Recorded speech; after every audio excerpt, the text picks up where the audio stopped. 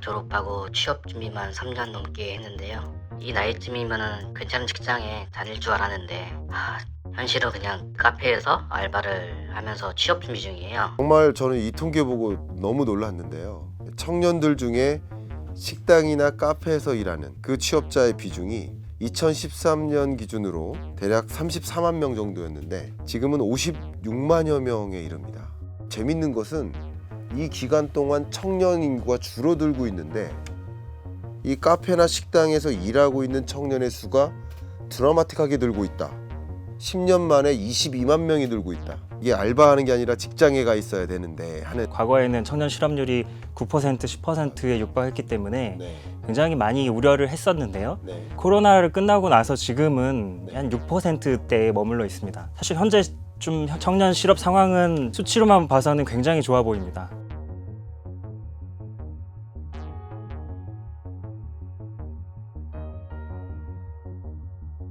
주 36시간 미만 단기 일자리가 131만 3천 명 늘어난 반면 36시간 이상 풀타임 일자리는 100만 명 줄었습니다. 이게 그렇게 중요한 게 아니라는 거죠. 사실 좀 불안정한 일자리잖아요. 취업했다고 하더라도 그 일자리의 질 자체는 그렇게 개선되지는 못했다. 언제 정규직으로 합격할 수 있을지 모르니까 저만 그런 게 아니라 주변에도 이런 친구들이 정말 많거든요. 어른들은 좀 눈높이를 낮추라고도 하는데 중소기업 들어가면 박봉이고 대기업으로도 이직하기도 어렵고. 부인난에 허덕이는 지역, 지방의 중소기업들 빈일자리가 21만 개 이상 됩니다. 그러니까 결국 뭐 3년 동안 비교해 보면 85%나 급증하고 있는 추세인데요.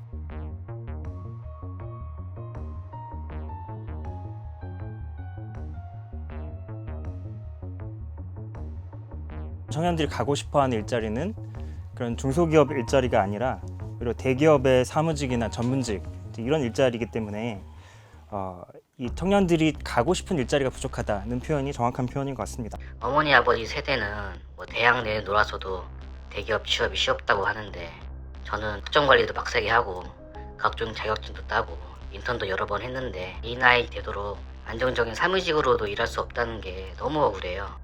첫 취업까지 3년 넘게 걸렸다는 청년들이 이 통계청 조사에 따르면 32만 명 정도가 되고요. 3년도 사실 너무 긴 거 아닌가요? 청년들이 얼마나 그 불안한 감정을 가지고 정말 3년 넘게 이렇게 지내야 된다는 거 생각해 보면 정말 속상하네요. 제가 감정이 너무 이입되네요. 그렇다고 아무데나 가자니 앞날이 걱정되는데 괜찮은 회사에 정규직으로 합격할 때까지 계속 이렇게 사는 게 맞는 걸까요?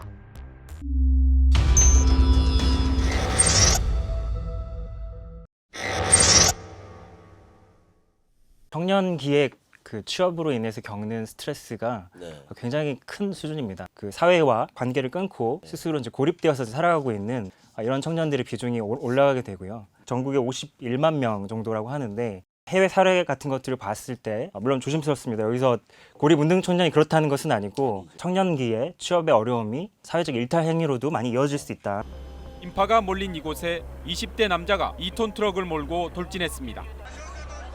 車で3人ぐらいがいっぺんにダダダーンと要するに交通事故ではなくてそうしたら刺されたって言われて 흉기까지 휘둘러 7명이 숨지고 11명이 크게 다쳤습니다.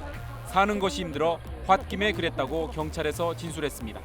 단기적으로 생각해봐도 당장 고민될 만한 비용, 사회적 비용이 있다는 거죠. 국가적인 손해도 분명히 많이 있죠. 그러니까 예를 들어서 청년들이 일을 못하면은 그동안은 이제 국가에서 생산이 줄어드니까 GDP가 줄어드는 이런 효과가 있는 것이고요. 우리 한국 경제를 놓고 봤을 때 2035년까지, 2040년까지 장기 침체 국면에 진입할 것이다라는 것이 가장 걱정이거든요. 노동 투입, 자본 투입, 총 요소 생산성. 이 중에서 특히 노동 투입이 줄어드는 것. 이게 가장 우려스러운데 청년들이 사회에 진입하는 그 시간이 계속 지연되는 것은 안정적으로 소득에 기반한 생활을 하는 시점이 지연되는 것이고 그것은 결과적으로 내 집 마련 시점도 지연되는 것이고 결혼 시점도 지연되는 것이고 아이를 가질 의사를 떨어뜨려 놓는 그런 영향 요인까지도 전개되기 때문에 무엇보다 청년들의 자립이 저출산 문제 해결의 핵심이라는 목소리가 나오고 있습니다.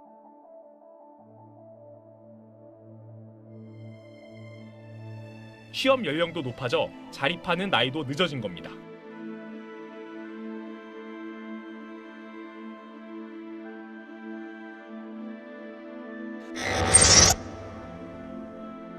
그 심리학에서는 이제 스티그마 이펙트라는 것을 이야기하고 있습니다.